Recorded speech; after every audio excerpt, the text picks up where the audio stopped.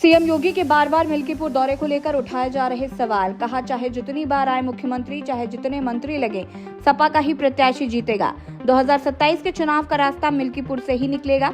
यहां से जाएगा एक संदेश। 2027 के चुनाव में भाजपा का सफाया होगा। अखिलेश यादव के नेतृत्व में बनेगी सपा की सरकार। बता दें कि मिल्कीपुर उपचुनाव को लेकर सपा सांसद अवधेश प्रसाद ने प्रेस वार्ता की थी। ऐसा है, सपा का बेड़ा पार तो उसी समय हो गया जब फैजाबाद लोकसभा सीट जो मर्यादा पुरुषोत्तम राम की नगरी अयोध्या का है, वहाँ से मुझ जैसे साधारण कार्यकर्ता को, माननीय अखिलेश यादव जी के कार्यकर्ता को, समाजवादी पार्टी के कार्यकर्ता अवधेश प्रसाद को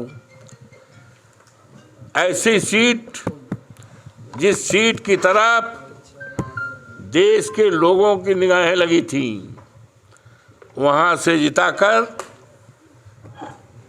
देवतुल्य मतदाताओं ने, देवतुल्य सम्मानित नागरिकों ने और प्रभु श्री राम की कृपा ने, हनुमान जी की कृपा ने, माँ सरजू जी की कृपा ने और हमारे नेता, देश के कल के भविष्य, देश के कल के उम्मीद माननीय अखिलेश यादव जी के, जिन्होंने सामान्य सीट पर मुझे टिकट दे करके एक इतिहास कायम किया है, जिसकी चर्चा सारे देश और दुनिया में है और सम्मान बढ़ा है। मैं संकल्प करता हूँ, किया भी हूँ, कि अयोध्या मर्यादा पुरुषोत्तम राम की जो नगरी है, उनकी मर्यादा को, उनकी सम्मान को सारे देश दुनिया में बढ़ाने का काम करूँगा। जहाँ तक आपने पूछा सवाल कि योगी बाबा जो हमारे माननीय मुख्यमंत्री हैं उत्तर प्रदेश के, उत्तर प्रदेश का एक गौरवशाली इतिहास है और यहाँ पर मिल्कीपुर का चुनाव,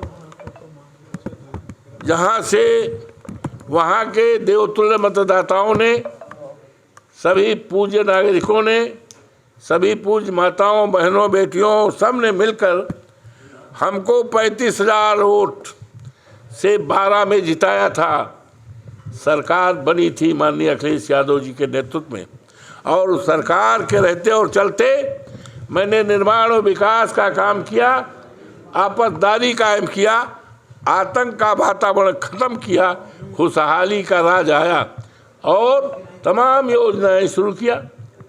पॉलिटेक्निक, ITI, जिसको इन्होंने बेच दिया, ITI को हरिंटीनगंज में है, बेच दिया और पॉलिटेक्निक में इन्हीं के लोगों ने स्टे ले लिया और 22 में जब हम जीते तो फिर पॉलिटेक्निक शुरू हुआ, आज बन रहा है।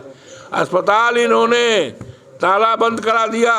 निर्माण और विकास के सारे काम जो माननीय अखिलेश यादव जी के सरकार में 12 में शुरू हुए थे, उसको इन्होंने बंद रखाने का काम किया और 22 में जब चुनाव जीते तो फिर शुरू हो गया। अभी जो 7 सीटों के चुनाव हुए हैं, हमारी बात सुनो, पहले हमारी बात सुनो और हमारी बात सुनिए। और ये माननीय मुख्यमंत्री जी योगी बाबा शायद 5-6 बार तो आ चुके, 16 मंत्री लगे हैं।